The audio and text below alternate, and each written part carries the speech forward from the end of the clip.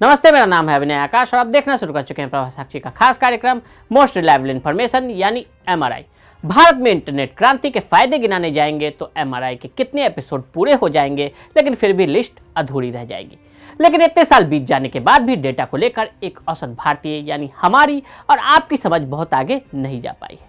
हम केबी, MB, GB और internet की स्पीड के पार नहीं देख पाते हैं, इसलिए भूल भी जाते हैं कि भले ही फोन में डेटा पैक न हो, लेकिन सरकार या बड़ी बड़ी कंपनियों के पास आपसे जुड़ा डेटा या तो है या वो उस तक पहुंचने की कोशिश में लगा है। उसकी चाहत है कि ज्यादा से ज्यादा आपसे जुड़ा डेटा इकट्ठा करके रखे।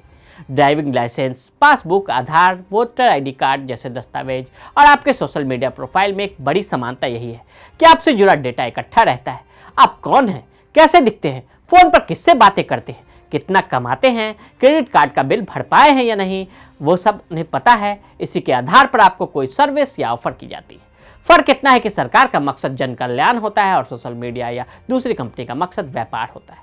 हर एक सिक्के के दो पहलू होते हैं। आपके डेटा से फायदा पहुंचाने वाले आपका नुकसान भी कर सकते हैं। इसलिए यह जरूरी है कि न केवल आपका डेटा सुरक्षित रहे, बल्कि उसका गलत इस्तेमाल करने से पहले कोई 100 बार सोचे।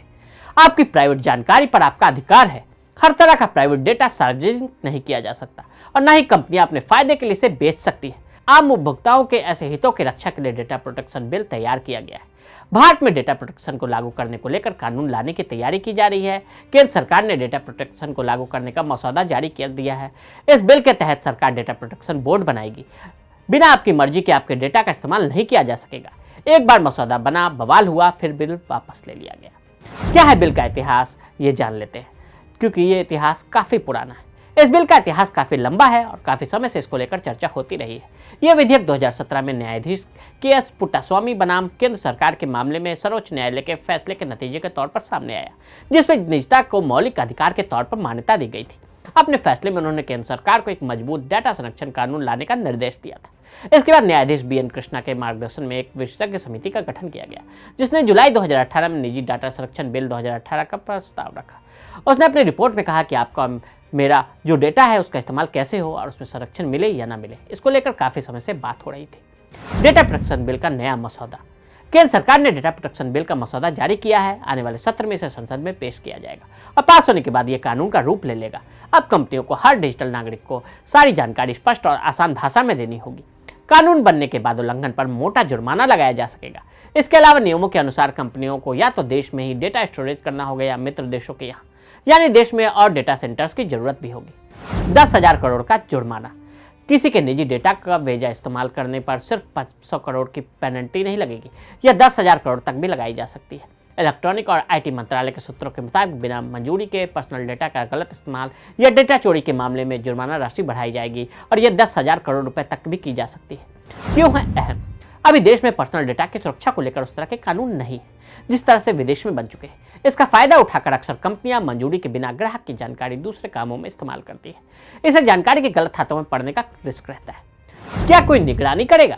सूत्रों के मुताबिक जुर्माना लगाने और दूसरे के डेटा को सुरक्षित रखने का काम एक बोर्ड देखेगा। बोर्ड लोगों को शिक्षित भी करेगा।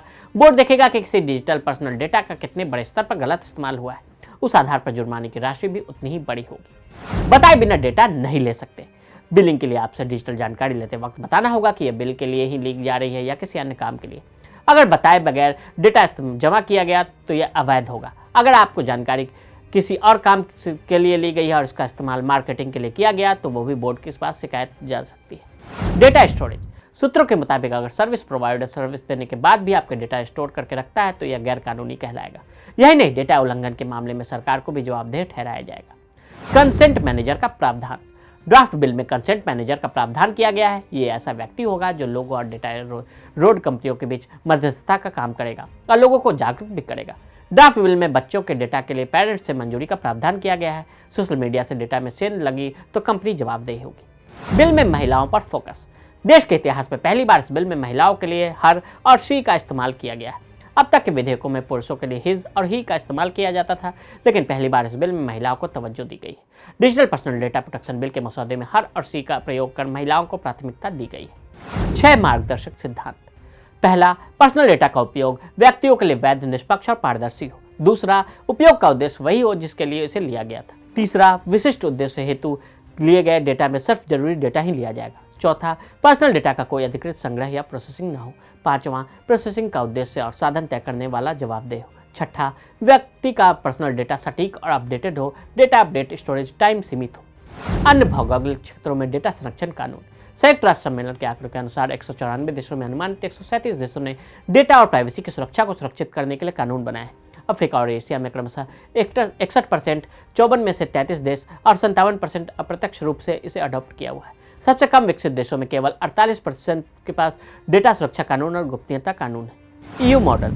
GDPR व्यक्ति डेटा के प्रसंस्करण के लिए एक व्यापक डेटा संरक्षण कानून पर केंद्रित है। अत्यधिक सख्त होने और डेटा संशोधित करने वाले संगठनों पर कई दायित्वों को लागू करने के लिए इसकी आलोचना की गई, लेकिन यह दुनिया भर में तैयार किए गए अधिकांश कानूनों का खाका है। यूरोपीय संघ में निजता का अधिकार एक मौलिक अधिकार के रूप में निहित है, जो किसी व्यक्ति की गरिमा और उसके देश उत्पन्न डेटा पर उसके अधिकार की रक्षा करना चाहता है। इसमें उपभोक्ताओं के लिए जानने का अधिकार की भी स्थापना करता है, जिसके माध्यम से उपभोक्ताओं को यह जानने का अधिकार है कि कौन सी जानकारी को संशोधित कर रहा है तथा उसका प्रयोग किस तरह से किया जाएगा। US model. गोपनीयता संरक्षण को बड़े पैमाने पर स्वतंत्र संरक्षण के रूप में परिभाषित किया गया, जो सरकार को लेकर व्यक्ति के व्यक्तिगत स्थान की सुरक्षा पर केंद्रित है। इसे कुछ संकीर्ण होने के रूप में देखा जाता है, क्योंकि यह व्यक्तिगत जानकारी के संग्रह को तब तक सक्षम बनाता है जब तक कि व्यक्ति को ऐसे संग्रह उपयोग के बारे में सूचित किया जाता है। यूएस टेम्परमेंट को विनियमन के प्रमुख मामलों में अपर्याप्त के रूप में देखा जाता है। चीन मॉडल। पिछले 12 महीनों में डेटा गोपनीयता और सुरक्षा संबंधी जारी किए गए नए चीनी कानूनों में व्यक्तिगत सूचना संरक्षण कानून PIPL शामिल है, जो नवंबर 2021 में लागू हुआ। यह चीनी डेटा विनियामकों को नए अधिकार प्रदान करता है ताकि व्यक्तिगत डेटा के दुरुपयोग को रोका जा सके। नए बिल के पेज। बिल में डीम्ड कंसेंट मानने की बात है, इसे सरकार ज़्यादा अधिकार पा सकती है। डेटा सिक्योरिटी बोर्ड को न तो पूरी आज़ादी देने की बात है, न ही पूरी ताकत। डेटा स्टोरेज के खात्मे का नियम प्राइवेट सेक्टर के लिए है, सरकार के लिए नहीं। सरकार बिना इजाज़त डेटा किसी भी उचित उद्देश्य के लिए ले सकेगी, जिसे वह बाद में तय कर सकती है।